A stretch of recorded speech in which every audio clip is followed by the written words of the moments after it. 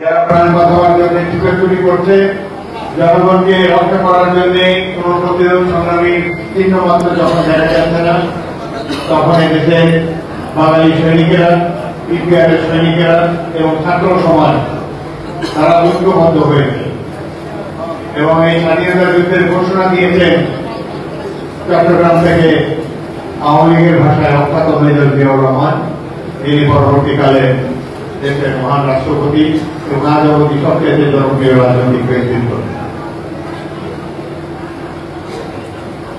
আমি সকল মুক্তিযোদ্ধা সমাবেশের বক্তব্যে মুক্তিযুদ্ধের ঘটনাগুলি নিয়ে দু একটি কথা বলি। আজকে একজন জীবন্ত মুক্তিযোদ্ধাকে আপনাদের সামনে উপস্থাপন করব। এখনকার প্রজন্ম 54 বছর আগে ঘটা মুক্তিযুদ্ধ সম্পর্কে পরিষ্কার ধারণা নেই। স্বাধীনতা অবহেলিত করে ক্ষমতায় এসেছে আওয়ামী লীগ।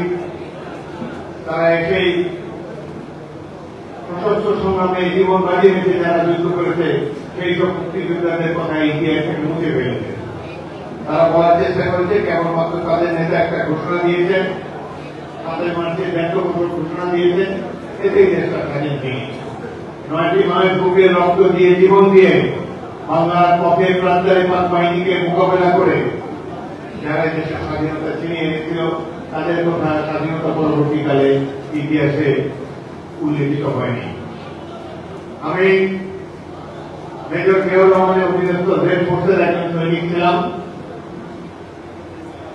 1971 সালের 30 মার্চ যশোর ক্যান্টনমেন্টে পাক বাহিনীর বিরুদ্ধে বিদ্রোহ করি প্রথম ইসলামের সৈনিকদেরকে নিয়ে। এই ক্যান্টনমেন্টে আমি একমাত্র মুক্তিযোদ্ধা ছিলাম। এই ক্যান্টনমেন্ট থেকে 200 সৈনিক নিয়ে 8 ঘন্টা যুদ্ধের পর ক্যান্টনমেন্ট থেকে বেরিয়ে আসি।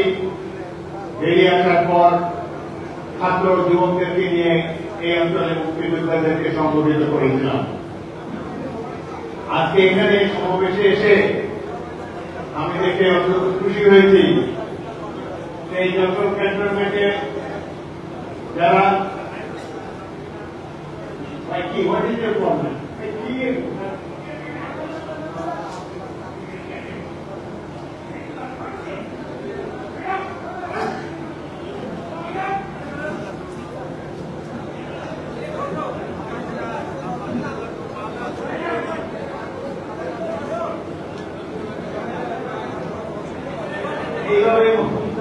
এইভাবে নষ্ট হয়ে গেছে, অমর ঢুকে গিয়েছে। যাই হোক, আজকে আমি দেখে অত্যন্ত আনন্দিত হয়েছি জাতীয়তাবাদী মুক্তিযোদ্ধা দল দেশের বিভিন্ন অঞ্চল থেকে মুক্তিযোদ্ধাদেরকে সংগঠিত করেছেন, যার মধ্যে আমার সেই রণাঙ্গনের সাথে 2 জন মুক্তিযোদ্ধার দেখা পেলাম। ওয়ারেন্ট অফিসার নূর মোহাম্মদ এবং warrant officer Selim.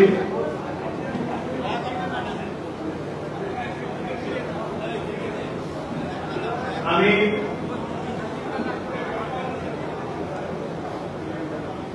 Warrant officer নূর মোহাম্মদের একটা ঘটনা আমি 2 মিনিটে বলছি। প্রকৃত মুক্তিযোদ্ধারা কি ধরনের রিস্ক নিয়ে দেশকে স্বাধীন করেছে কিছুটা ধারণা নূতন প্রজন্মের হবে। বিশেষ করে মুক্তিযোদ্ধা প্রজন্মের কাছে আমি এই মুক্তিযোদ্ধাকে উপস্থাপন করতে চাই। জুলাই মাসের শেষ ভাগে ভারতীয় communication zone commander major general দুর্গম সিং গিল আমাদের পল্টনে আসলেন। মেজর জিয়া সেখানে উপস্থিত ছিলেন। তিনি আমাকে বললেন, আমি এই ব্যাটালিয়নের অধিনায়ক ছিলাম, তিনি আমাকে বলেন যে আমাকে 3 জন শার্প শুটার যারা লক্ষ্যভেদে পরিদর্শী এই ধরনের 3 জন সৈনিক আমাকে দেন। আমরা আমার ব্যাটালিয়ন থেকে হাবিবুল্লাহ নূর মোহাম্মদ, এখন ওয়ারেন্ট অফিসার বেলাল এবং নাসির 3 জনকে বেছে দিলাম। তাদেরকে 15 দিন শিলংয়ে বেলুন উড়িয়ে ফায়ারিং এর টার্গেট প্র্যাকটিস করার সুযোগ দেওয়া হল। এই সময় শমশেরনগরে একটা বিমানবন্দর ছিল। পাকিস্তানিদের বিমান C-130 প্রত্যেক দিন সেখানে আসতো পাক বাহিনীর জন্য খাদ্য, রসদ এবং অস্ত্রশস্ত্র বহন করে নিয়ে আসত। এই তিনজন মুক্তিযোদ্ধাকে দুটি এলএমজি এবং একটি রাইফেল দিয়ে সিলেট সীমান্ত দিয়ে বাংলাদেশের অভ্যন্তরে পাঠিয়ে দেওয়া হল। তারা তিনজন গভীর রাত্রে পায়ে হেঁটে এলএমজি নিয়ে শামশেরনগর এয়ারপোর্টের দক্ষিণ প্রান্তে এসে